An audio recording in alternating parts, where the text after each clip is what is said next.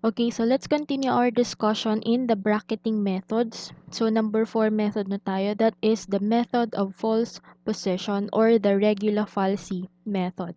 So the iterative formula for this method will be x sub n plus 1 is equal to x sub n minus 1 times f of x sub n minus x sub n times f of x sub n minus 1 all over f x sub n minus f x sub n minus 1. So, medyo nakakalito lang to. However, kapag pinractice nyo namang mag-solve, masasanay din kayo. Okay? So, let's try examples. We have example number 1. Find the root of f of x equals x cubed minus 3x plus 1. So, that is our function.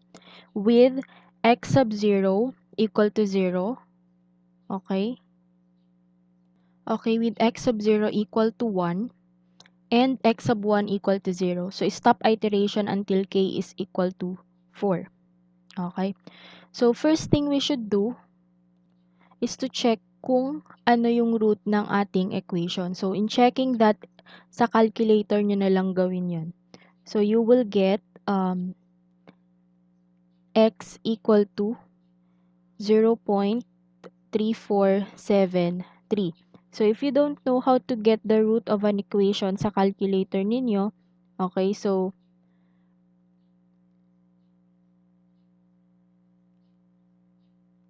try natin siyang i-input si x cubed minus 3x plus 1. So, input nyo siya sa calculator, minus 3x plus 1. And then, shift, alpha calc for the equal sign. Okay? So, ito yung i-input ninyo sa calculator ninyo. So, for the equal sign, sige, x cubed minus 3x plus 1. For the equal sign, press nyo si alpha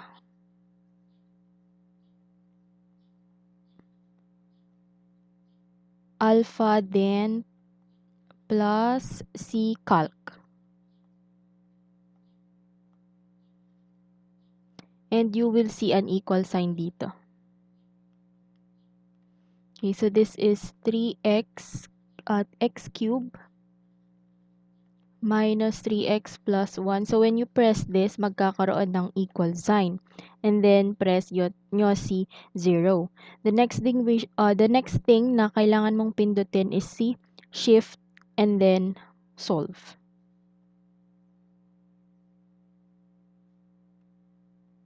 Okay, so shift plus solve.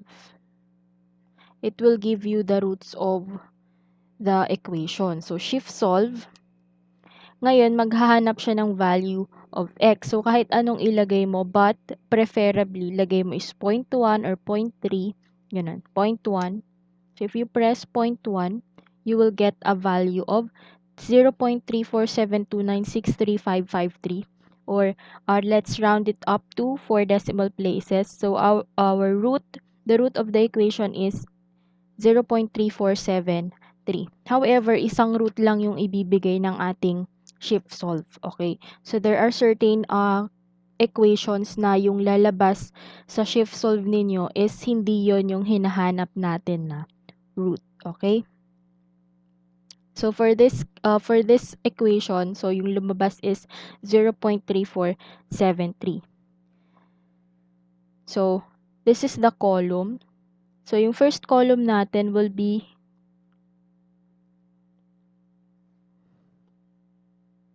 okay, so sa first column natin will be n. So, n tayo dito. So, this will be n. For our second column naman, that will be x sub n minus 1. Column 3, x sub n. And then column 4, we have f of x sub n minus 1. Column 5, f of x sub n. Tapos dito will be x sub n plus 1. Okay? So first, n natin will be equal to 1. Okay? Hindi 0 kasi kapag 0 yung ginamit natin na x sub na n, meron tayong x sub 0 pero wala tayong x sub x sub negative 1. So that is not possible. So we'll start with n equal to 1. So our x sub n minus 1 is equal to x sub 0. So that is equal to 1.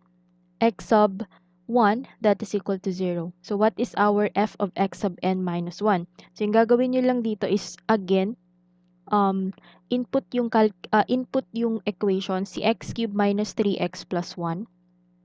Yun lang, and then press calc. Tapos, plug in nyo yung value ng x sub n minus 1 natin. So, that is equal to 1. And then, press equals. Lalabas yung f of x sub n minus 1 natin. So, that is negative 1. And then, press nyo si replay button yung pataas. Or yung pa left, sa left part ng replay button ninyo. So, meron ulit kayong x cubed minus 3x plus 1 as an equation. Press calc ulit. Tapos, plug nyo si x sub n which is equal to 0. And then, press equals. That is equal to 1. So, madali lang siya. Hindi nyo na kailangang mag-type ng equation ng paulit-ulit. Okay?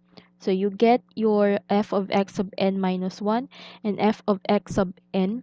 So, the only thing you should do now is to find si x sub n plus 1 or si x sub 2.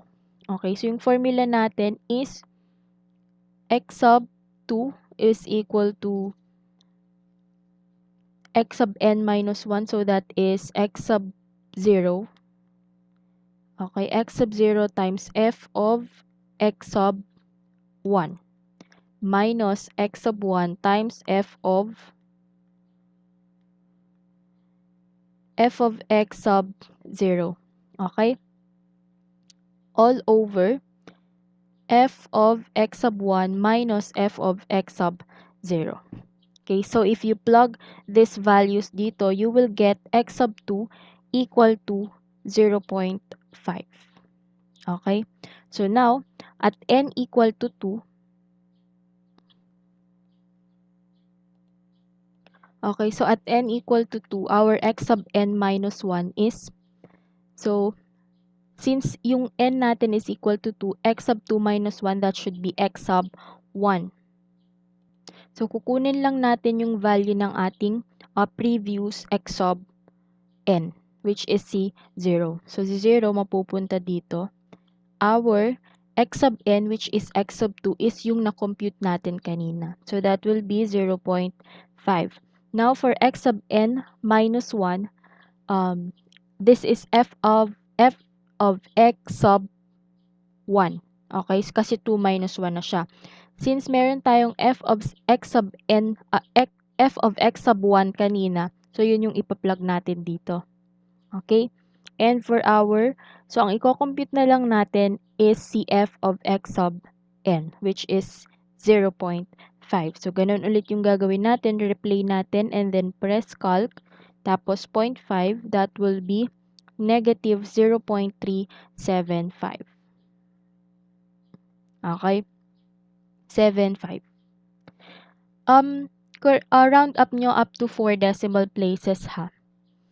So, computing for x sub n plus 1 or x sub 3, that will be equal to, okay, sulat ulit natin dito.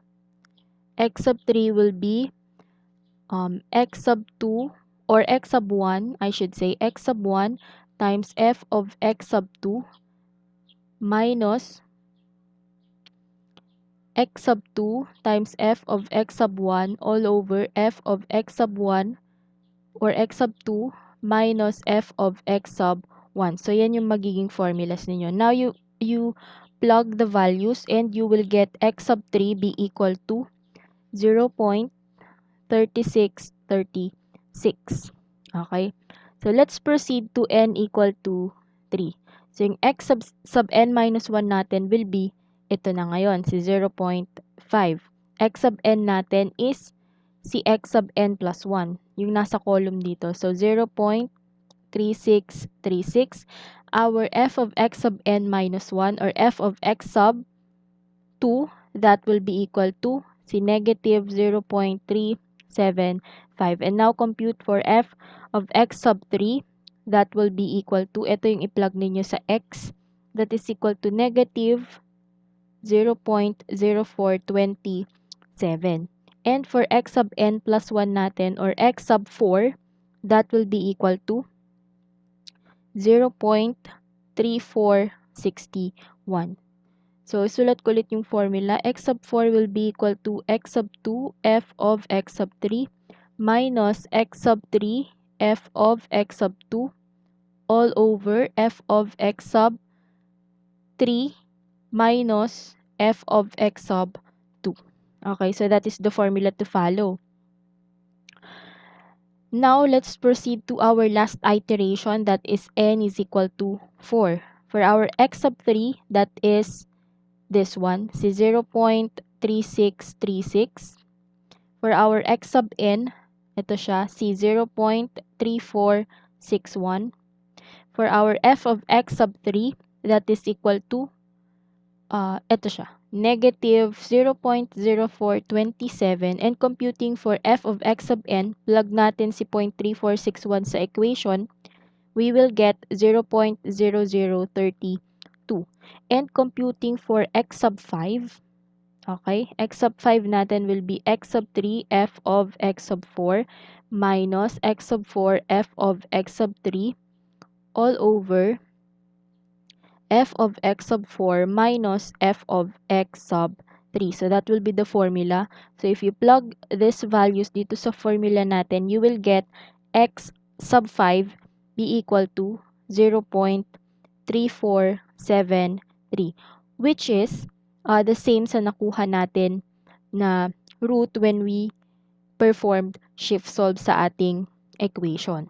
So yung percent error niya will be 0%. Okay? Kasi yung expected value natin and yung actual value natin are the same. Okay? So that is how you do method of false position.